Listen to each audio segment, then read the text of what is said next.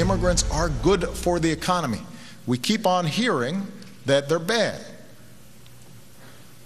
But a report by my Council of Economic Advisors, put out last week, shows how the actions we're taking will grow our economy for everybody. The president promising that illegal immigrants will bring a boost to our economy, but there's a disappointing downside. They may be taking our jobs as well, and you can thank Obamacare for that. A loophole in the health care law gives businesses a $3,000 per employee incentive to hire illegals over native-born workers. That's because employers aren't required to provide illegals with health care. Therefore, they're exempt from penalties and fines. So will this cost U.S. citizens their jobs? Joining me now is entrepreneur and filmmaker Dennis Michael Lynch. Dennis, you've known about this for a while. This isn't new news, right? No, I've been screaming about this for a year, and unfortunately it's only coming to the surface now. Let me explain how this works using my own company. I used to have 250 employees. 50 of them would be front office workers, sales, marketing, etc. I give them insurance.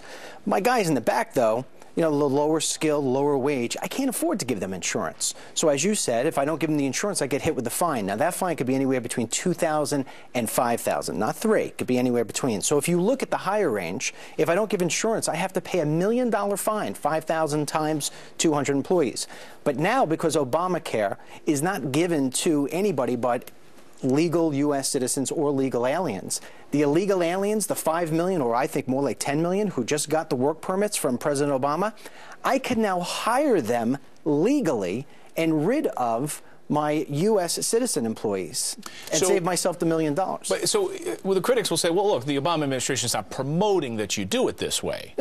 They say, in fact, this may even be a loophole. Would you say it a loophole? No, I'll tell you what. This is, you know, I've been asked this question. Do you think he knows? I do think he knows. I do think he knows. And I'll find it's something that's very ironic. He gave, the other day after Ferguson, he gave the speech in Chicago about how it is that there are so many hardships in the black community. And then he goes on and he talks about his amnesty. Anybody who's familiar with this knows that amnesty of this kind throws the black community under the bus. I mean, we've got 22% unemployment for young black males. Highest in this country. Highest in this country. In some cities, it's 50%. So now what happens is that these people are all going to go in and take those jobs. I mean, employers are going to be forced to hire the illegal alien, if you think about it, because the Obamacare business mandate or the employer mandate, it suffers you. It actually pins the employer versus the employee in a way that's like the Hunger Games. So you bring in the illegal aliens and that's it. I think he knows exactly what he's doing. It's devastating for the economy because you're going to look at those 200 employees that I had, Clayton. Right. Where are they going? They're going on the welfare line. They're going to start to need the EBT cards. So this, when he says it's going to be good for the economy, this is going to be devastating for the economy. We talk with Maria Bartiromo all the time about jobs, jobs, jobs. This is going to be the big frontier for this administration going forward and this new round of Congress. You know, long-term unemployed people simply not looking for jobs. This is going to help or hurt those individuals? It's going to crush them. Right now, we've got 92 million people out of the workforce. We've got over 50 million people on welfare. Let's go back to those 200 employees. When they leave, where are they going to find a job?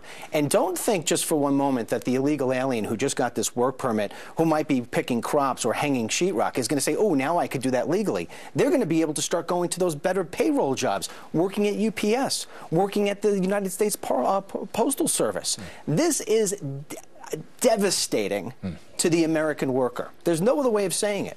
Dennis Michael Lynch, we wish you were here on better news, but at least we get to wish you happy Thanksgiving this morning. Likewise, Thanks for joining back us. at you. Thanks, Dennis. Thanks.